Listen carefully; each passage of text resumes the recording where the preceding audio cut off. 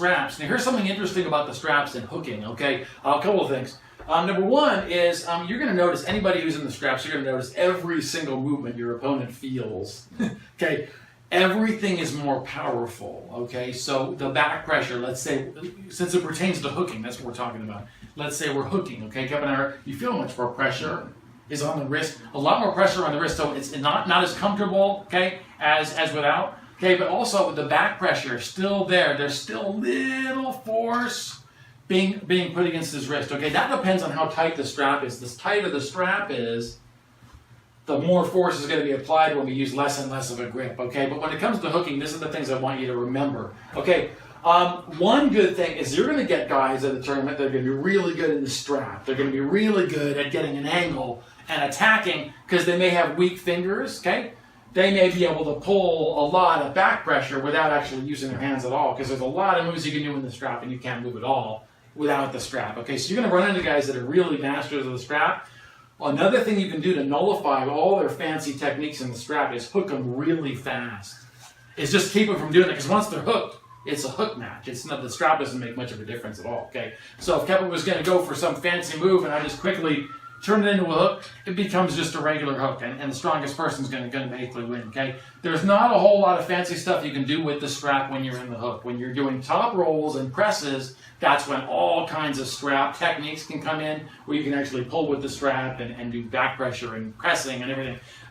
With the hook, the main thing to take away is a really good strap arm wrestler. If you want to stop their technique, you can try to hook them, whatever that's high or low, okay? And remember that the movements that you do are just going to be more powerful, okay?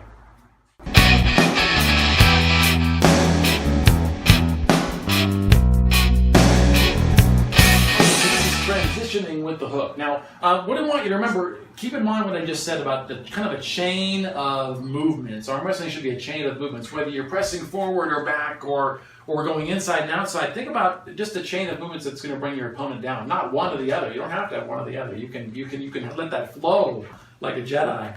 Okay, okay. You want to have a flow. You want to have kind of a chain of movements. Okay, so here's the thing I wanted to kind of touch on first.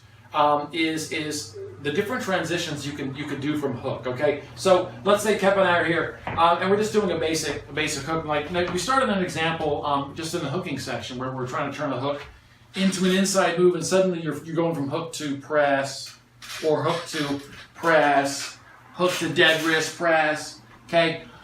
Or hook here where, like the can opener, where you're hooking in, okay, and then you're rotating into a top roll type movement, okay, or kind of putting them all together, you know, where you're pressing for a hook, okay, that's not working. You're coming back and dragging for a top roll, and then you're coming in and pressing behind your arm for more like a tricep type press. Okay, so there's all different transitions you could do from a hook and to a hook. So never think you're being limited by just going, well, I'm going to do a hook and keep it the whole time. You can transition that from one to another move rapidly throughout the match in order to get the best advantage. So that's what I mean by counter arm wrestling. You're always thinking one move ahead, so as your opponent goes back, you're maybe going with him to counter, okay? And you're kicking back while he's hooking in, okay? And getting all these little advantages that most people aren't really thinking about. So anyway, that's kind of a way to start thinking about it.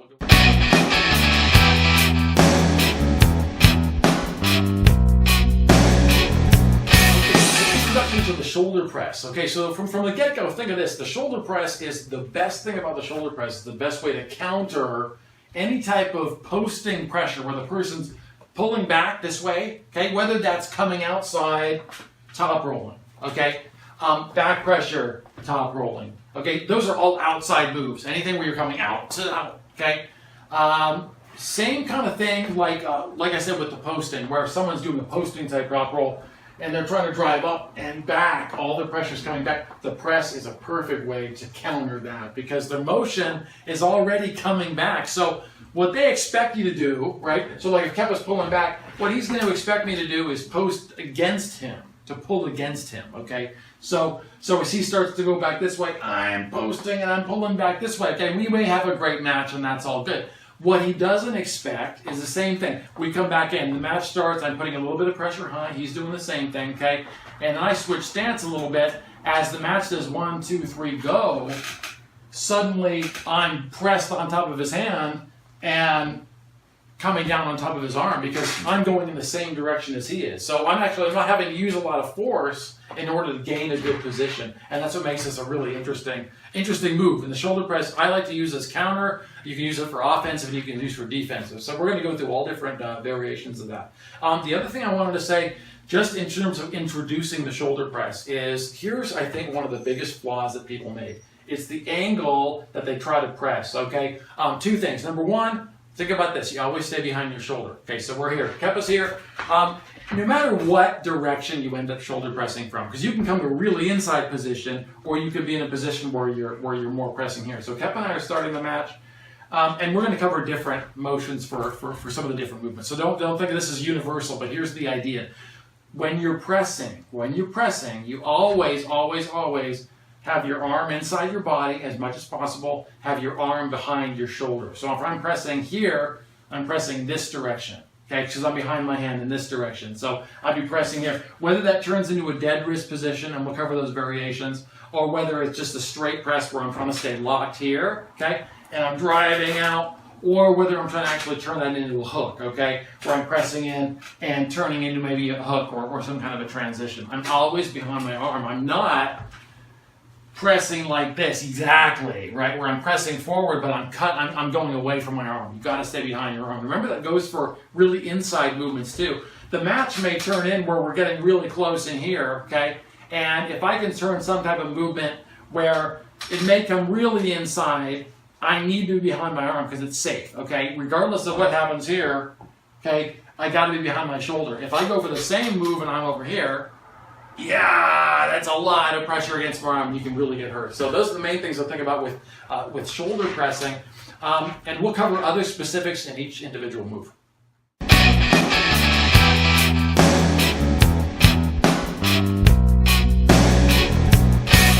Offensive versus defensive pressing. Now we did the same thing with the hooking. We did defensive pressing or defensive hooking, offensive hooking. The difference is, of course, as I mentioned, where offensive hook was your wrist turned in. Just as a recap. Defensive hook was with your wrist turned up. Simple. Okay, so with pressing, it works pretty much the same way. Okay, with offensive hooking, the idea was that you're using the press as an offensive weapon. Okay, and a few examples were like the inside shoulder press, where you're getting high, you're turning into a hook, and you're getting really behind your shoulder, okay, and then you're trying to drive the match inside, okay? Whether that turns to a dead wrist or not, okay, doesn't matter. Same thing if you're pressing more towards the opponent, okay, kind of at an angle. You're setting an angle, okay? We're trying to drive a straight press this way, offensive press, okay? That's the whole point of this video part. Okay, is leaving a little angle down here, leaving some room for my elbow to travel on the pad, okay?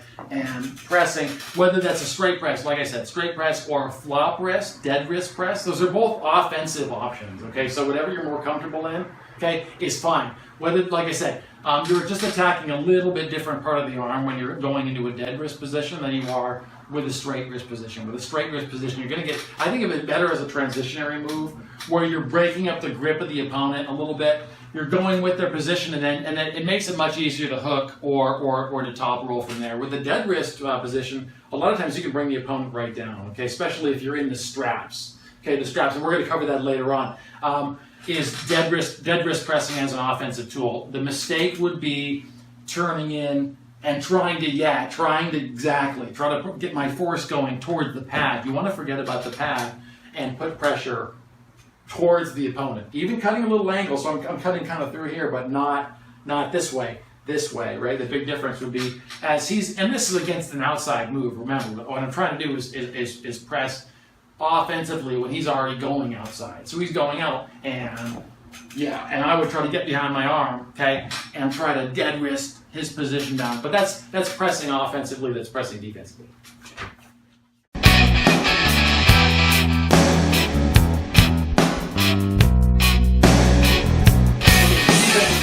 I didn't mention that in the last video, defensive pressing, so save it for this video.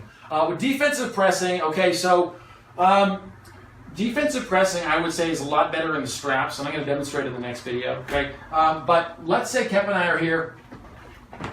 If a top rolling motion takes your hand, okay, and you're here, but you're holding, even though it's kind of an ugly position, this would be like a defensive pressing position, okay? So from here, you can get back in the match, okay? or you may end up getting a slit where the fingers come apart, okay? And you may end up getting into the straps, and that's what I'm going to demonstrate next in terms of defensive pressing.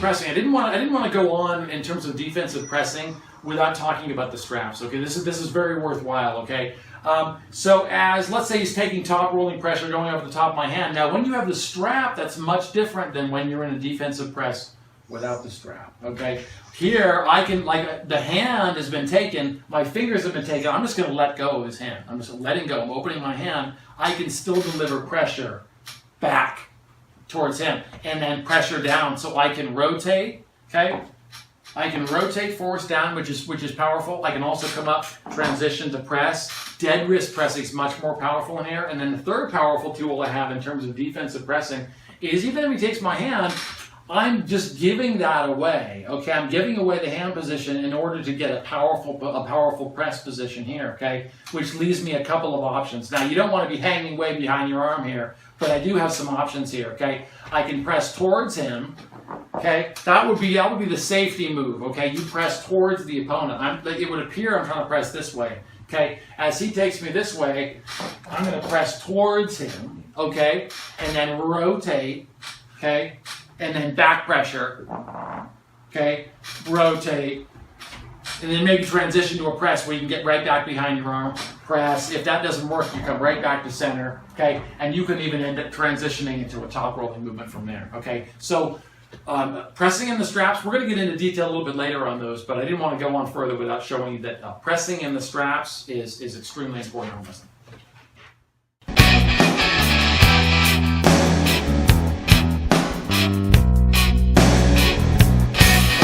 Setting up and gripping up for the press. Okay, now there are a couple of interesting points here. Here's one. As we're setting up for the press, Kep and I are going to grip up here. One little subtle difference. Okay, so if we were setting up the top roll, we'd come really high, right? We'd come up around this first finger. We'd get our hands as high as we could. Okay, we'd get maximum leverage. With the press, we don't need to do that. Actually, we can come a little bit lower.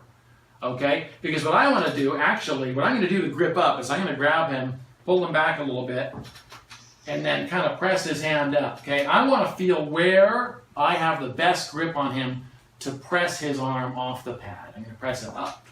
Okay, I'm going to try to press him up and in a classic press. Okay, so the hands can be a little bit lower than a traditional move. Okay, so the second thing, most important thing, is you're going to have to turn into an angle. I mentioned threatening an angle. You have to threaten an angle here. Okay, so I wouldn't face here, because as you start to press, if he's doing a lot of rolling or side pressure, yeah, your hand can get out of position really fast. But if you're at an angle here where you're cutting in, okay, you're going to have a lot better chance. Okay, so it would be the same way.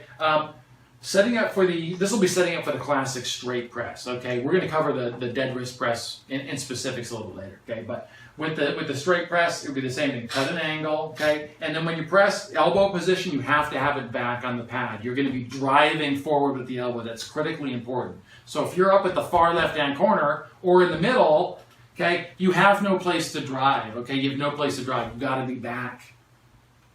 So you have a place to drive. You're going to cut through, try to get onto the bicep. Okay, you're going to press. Okay, and like I said, from there you can continue down in a pressing motion if you can stay behind your shoulder. Okay, or transition to a hook or a top roll motion there.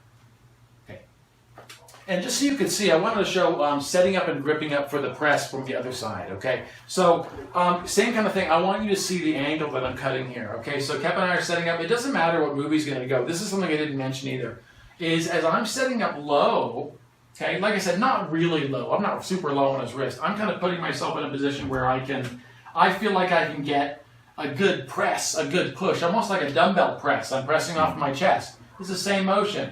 I'm almost punching the arm, okay, but I want to feel the best position where I can actually push, and I can get my shoulder and my arm pushing behind it without actually lifting my elbow off the pad. Okay, so that's the one thing with the grip. It's going to be a little lower than you might think. You don't want a really high grip. If you get a really high grip and you're pushing up into the fingers, you don't really have any place to go because there's a little give here. Okay, you want to be lower on the wrist, get a good grip, so you have something solid to push against. Okay, and the second thing I wanted to say, besides cutting an angle, because like I said, you want a little bit of angle, you're going to push basically directly at your opponent, okay? Like at a little bit of an angle that you cut, but still directly there, not towards the pin pad, which is the mistake that people make. Okay, so setting up for the press, we're here, we're going to move in, we're going to cut an angle, the ref's going to make sure your shoulders are square. I'm going to cut a little bit of angle here, my wrist is a little bit lower, my hand's a little lower, wrist is straight, okay? And as we go, it's 1, 2, 3, go, bam. Okay, driving forward with the elbow. From there, you can transition to a top roll or a hook or some other kind of movement. But that's the best way to basically set up and grip up for the press.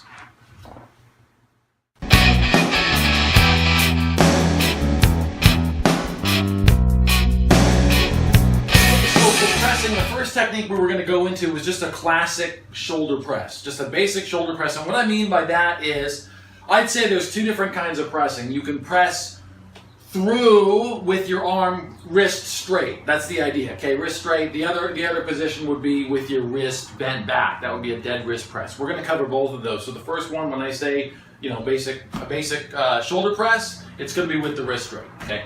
So Kep and I are here. Most important thing is on the grip. As I mentioned just a second ago, as I mentioned, when we're setting up for the grip, we want to come a little lower. I want to come to where I feel like I can push him, push his arm, and get something to move. Okay, so I don't tend to be too high. You want to get maybe a little bit lower than you might for your top roll movement. Okay, but most importantly, you want to get a little bit of an angle if you're going to do this move. I want to kind of cut through and bend his body or his arm back through this way, out of position. If I push right into him and he's already going back, my arm's going to either get pinned or it's going to fly off the pin pad or whatever. But if I can cut an angle and attack through this way, I can disrupt whatever move he's trying to do, okay, or I can turn his wrist and turn it into another move. So I'm just going to demonstrate that from this side, and then I'll do the other side.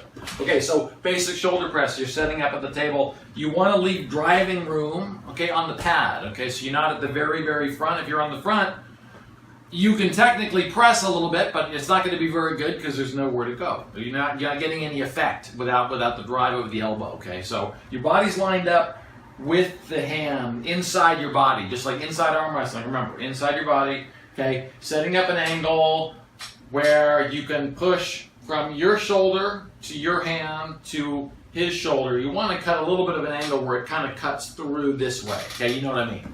So we're going to cut through. On 1, 2, 3, go, boom. I would just push through here. Now, if I feel like I can continue that motion, I can just get behind the hand. A lot of times it isn't enough, but it's enough to disrupt what you're trying to do. Like if Kevin was coming up this way with pressure high and on go I went bam, all it does is change his position. I can turn that quickly into a hook. Suddenly I have an inside hook, change my foot position a little bit, and then come right back down and win into a hook, or I could come up over and top roll from there. So that's what's cool about that straight shoulder press position, is it's great for disrupting someone's movement, changing the position of the opponent's arm. So we'll show it from the other side. Okay, so this is the straight shoulder press from the other side. Remember, we're keeping the wrist straight, so this is what it's going to be. Remember, I said leave some driving room on the elbow pad. Really super important, okay? Because that's where you're developing your power is through this motion, not just the hand. There's no power there, believe me. Okay, so we're here. We're setting up, like I said, an angle. So if I was going straight, this is how it would appear to the camera. Okay, this is me setting up square to the table. Okay, that's me not cutting an angle. Okay, so if I was trying to press in here, I'd have to come forward. That's right into his power, right into the middle of his body. He could turn that into anything, right, and just flatten me, okay? So that's a dangerous move. I can't do that. You got to turn and threaten an angle. So to you, this is what it's going to look like. I'm going to threaten here and feel balanced enough so where I can, on the go, I can push his hand as far as possible. So what's kind of cool is as I'm turned, it's hard to see this, but as I'm turned this way, I'm getting pressure more onto his hand, and I'm not worried so much about going this way towards his body, even though I'm pressing towards him. Okay, I'm getting a little bit more hand since he's going to come up this way. Okay, so on the go, we go 1, 2, 3, go, and I try to press him. Like I said, if I could, if he was going way outside with this technique, I might be able to finish with that move, okay, but probably it's going to be a transitionary move where we're 1, 2, 3, go, and I get his arm out of position, and I try to turn it into something else, like a hook position. I turn that into a hook, or I can quickly come over and top roll from there, or just get him back to center, okay, so that's the shoulder press.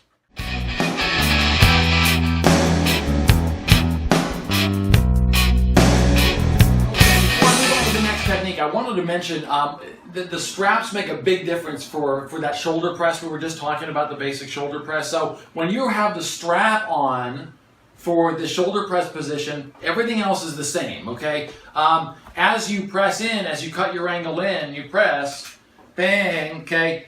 You can't see it, but you can't feel it, but you can kind of see it, okay? All the pressure is going against his wrist here, much more than if I was just pushing with my hand. Plus, you don't get any slip. If I open up my hand, right, you can still see this, right? I'm still being able to have that effect without any type of gripping at all, okay? With any type of concern over gripping him. There's an effect on the wrist. So remember that for shoulder pressing is that once you get into a strap position, it's much more effective. Okay, so that's something worth absolutely practicing if you're shoulder pressing. Don't worry about it so much without the strap. Once you get a slip, which often happens, get into the strap and then really start working on your techniques. It makes a huge difference in the strap. So.